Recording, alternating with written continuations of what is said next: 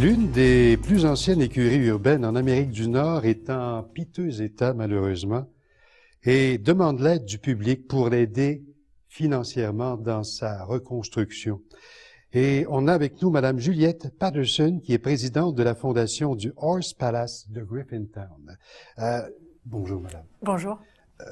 J'ai l'impression que c'est un éternel recommencement, mais j'ai aussi l'impression que j'ai devant moi une femme tenace et que vous tenez coûte que coûte à la survie de ce Horse Palace. Situez-le nous pour commencer.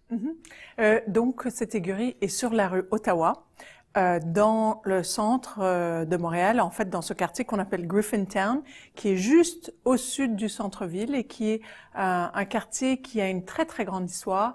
Et en fait, c'est un quartier qui était très multiculturel, mais qui est vraiment associé à la communauté irlandaise qui vivait au 19e siècle. C'était une communauté qui était très très présente dans le quartier. Depuis 1862 qu'existe le Horse Palace. Exactement. Héritage Montréal, c'est-à-dire Héritage Montréal, qui a placé l'endroit sur sa liste des sites emblématiques, menacés. Absolument, parce que c'est donc, on pourrait dire l'âme du quartier qui est en très très grande transformation. C'est Griffintown depuis quelques années, c'est le boom immobilier. Il y a des constructions qui se font partout, qui poussent comme des champignons. Et en fait, on veut pouvoir préserver cet espace qui représente en fait l'histoire et qui permet d'aller dans un endroit authentique, empreint d'histoire, sans avoir à rentrer dans un musée pour connaître l'histoire. Qui utilise ces écuries présentement? Oui, ces écuries sont en fait, et en ce moment il y a 2 chevaux qui restent.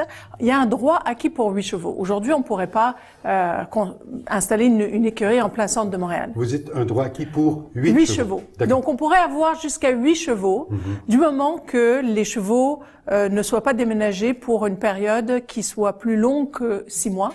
Mais pour le moment, il y a 2 chevaux et c'est les chevaux d'une propriétaire qui s'occupe très très bien de ces chevaux et qui sont des chevaux qui tirent les calèches dans le Vieux-Montréal.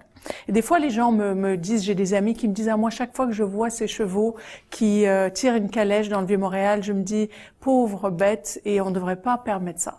Et moi aussi, je pensais un peu la même chose avant de commencer, m'embarquer dans cette aventure. Et c'est pas le cas peut-être de tous les caléchers, mais ces chevaux-là et cette propriétaire qui s'occupe et qui travaille avec nous comme partenaire, au fur et à mesure que j'ai appris à la connaître et être là dans les écuries avec ces chevaux, j'ai vu qu'elle s'en occupe très bien et elle les aime beaucoup. La plus grande menace présentement, c'est le secteur immobilier. Oui. Ça vous met énormément de pression. Il y a des condos qui sont en construction. Oui. Si on regarde un peu la carte, vous êtes comme enclavé, littéralement. Enclavé. Mais vous savez, le développement immobilier, c'est, on pourrait dire, comme vous avez dit, la menace, mais c'est aussi l'opportunité. Et ce qui est en train d'arriver, c'est quelque chose d'assez extraordinaire, qui est que la communauté des promoteurs immobiliers de Griffintown sont en train de se mettre l'épaule à la roue et se rallier autour de ce projet du Horse Palace pour financièrement l'aider à être reconstruit. Parce qu'on doit reconstruire ces écuries. Bien sûr, on garde exactement les mêmes écuries telles qu'elles sont au niveau architectural et on va garder le plus possible les éléments patrimoniaux qu'on peut garder. Il y a par exemple des très belles séparations des entre-deux qui sont en fer forgé, ça on va les garder. Mais ce qui est vraiment assez extraordinaire, c'est qu'on se retrouve à la fondation d'avoir un conseil d'administration où on a autour de la table des historiens, des amoureux du patrimoine et des promoteurs immobiliers, et tout le monde est en train de travailler ensemble pour lever les fonds pour les reconstruire.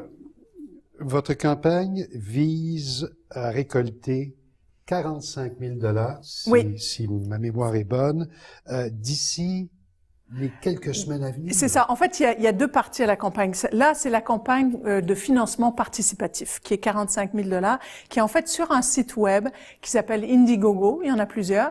Mais ce site web Indiegogo permet aux gens, en fait, de faire un don et en contrepartie, il y a toutes sortes de choses intéressantes. Moi, ce que j'aime particulièrement, c'est qu'il y a la possibilité de faire un don et d'avoir un pavé engravé avec son nom ou le nom de son entreprise. Et ce pavé-là va être installé sur une petite placette qui va être aménagée devant l'enclos. Et donc ça, c'est le cas. Ça, c'est le 45 000, mais c'est pas suffisant pour reconstruire les écuries. Vous avez également, dans vos visées futures, Oui. D'ouvrir un deuxième bâtiment et Oui. vous voulez aussi offrir des activités de zoothérapie au public. Oui, ça serait peut-être plus de l'initiation au cheval que la zoothérapie, parce que la zoothérapie nécessite des aménagements. Mais l'initiation au cheval, qui est une forme de thérapie, mais qui est plus légère et qui a vraiment des résultats extraordinaires, notamment avec les enfants autistes, qui s'ouvrent à travers le contact avec l'animal, le brosser l'animal, apprendre à apprivoiser un animal de cette taille-là. Est-ce que le public peut visiter ces écuries au moment où l'on se parle? Ils peuvent aller voir l'enclos. Ils peuvent pas rentrer dans l'écurie, justement parce que les bâtiments sont peut-être pas, ils sont pas aménagés pour le public, mais c'est ce on veut pouvoir faire, qu'elles puissent être visitées. C'est tout le temps dont nous disposons. Madame Juliette Patterson, présidente de la Fondation du Horse Palace de Griffintown. Si je peux me permettre de juste dire à vos Vous auditeurs d'aller sur le site de Indiegogo, oui, où ils peuvent faire un don et avoir des contreparties très intéressantes. Et ça finit le 1er octobre. Donc de ne pas tarder. Il me reste à vous saluer, à vous remercier, oui, et à souhaiter longue vie au Horse Palace. Merci. Merci. C'est un grand plaisir.